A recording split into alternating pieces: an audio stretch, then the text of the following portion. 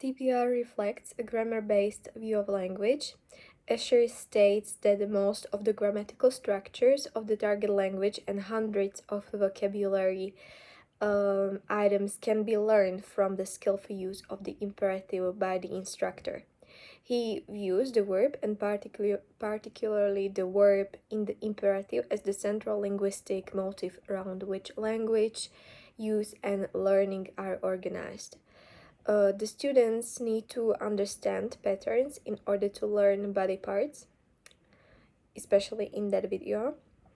They also learn those patterns through practice when the teacher says words or phrases and indicates what they mean.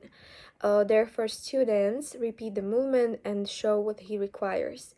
The whole lecture is based on the physical response to the instructions or commands when the lecturer shows different body parts and the students need to follow him. Because the students understand the linguistic pattern, they are able to respond to linguistic stimuli. Learners comprehend oral input through the association of spoken language with physical actions. TPR also includes interaction with others in the language where they follow and give instructions to each other and they need to physically respond. The syllabus is organized around lexical patterns or vocabulary. In the video, students learn body parts and relating vocabulary, such as touch your nose or point to your head. Moreover, learners encounter structural and grammatical patterns when they learn touch your nose or indicate your lips. It can also include topics, in this sense, body parts. Learners engage in language tasks as well. The whole lecture is based on commands and physical responses to the teacher's commands. So these physical responses can be considered as a form of tasks. TPR also focuses on communicative situations when learners communicate through physical actions and responses with the teacher. Materials that are used are the following. Teacher can prepare materials or handouts. In the video, teacher prepared pictures that symbolize different gestures concerning body parts.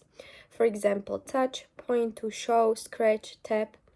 And he can also use realia or physical objects. The learners have the following roles or tasks. They respond to the teacher's commands through which they practice linguistic patterns. To correctly respond to the commands, they need to interpret oral input. Students also participate in group activities.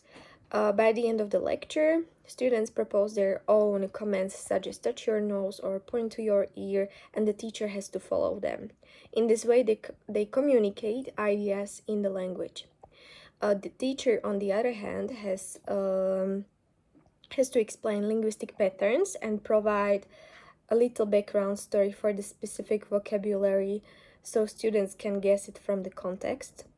Another role fulfilled by the teacher is drilling or providing practice with these linguistic patterns. He also provides comprehensible input that students are able to understand. Moreover, giving commands dominates the TPR lecture, even though students do not interact with each other. The teacher gives them opportunities to interact with him and give him commands. Students will learn basic grammatical structures concerning vocabulary about the body parts. The performance standards address vocabulary acquisition and usage, so the content standards address vocabulary acquisition and usage, so students will acquire and retain new lexical items relating to everyday life. They will also learn how to use it accurately and correctly as a response to commands. They are expected to understand spoken input in the form of instructions, commands, or questions. Consequently, the oral input is carried out in the form of physical actions. Lastly, learners are expected to express ideas, thoughts, and feelings through physical actions or gestures.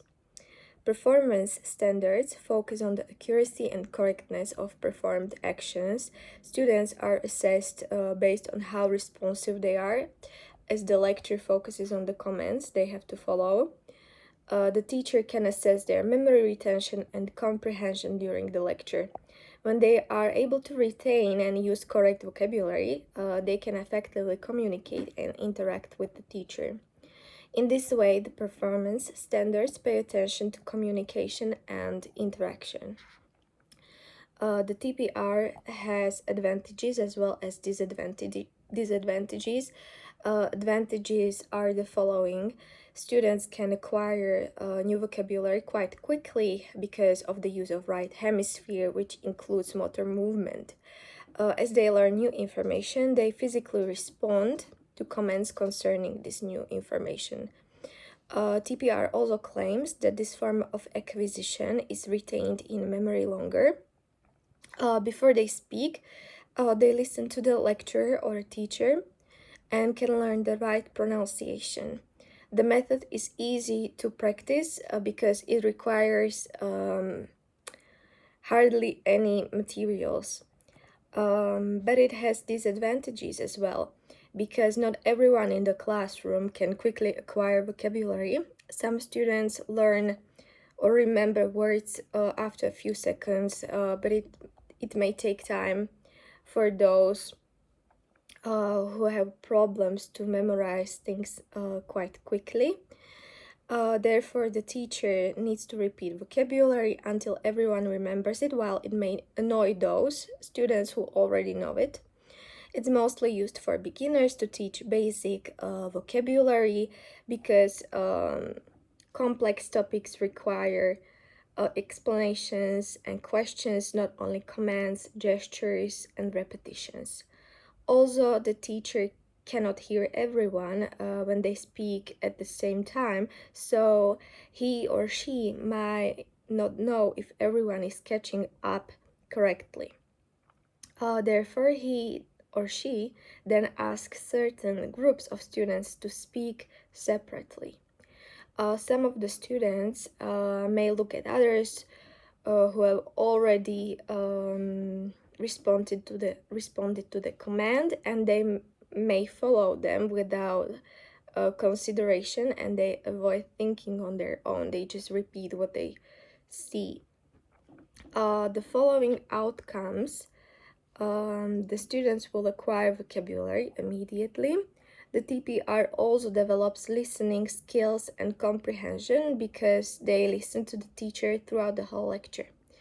Their vocabulary knowledge is expected to stay longer in memory because the method is engaging and is directly connected to the right hemisphere. TPR should improve all 4 language skills, even though students in the video don't write or read, but its benefits are transferable to these spheres of language learning and use. TPR emphasizes the listening and speaking aspects of language learning and the use. It doesn't require writing. The method pays attention to vocabulary, pronunciation, consistency, and comprehension, but it neglects grammar.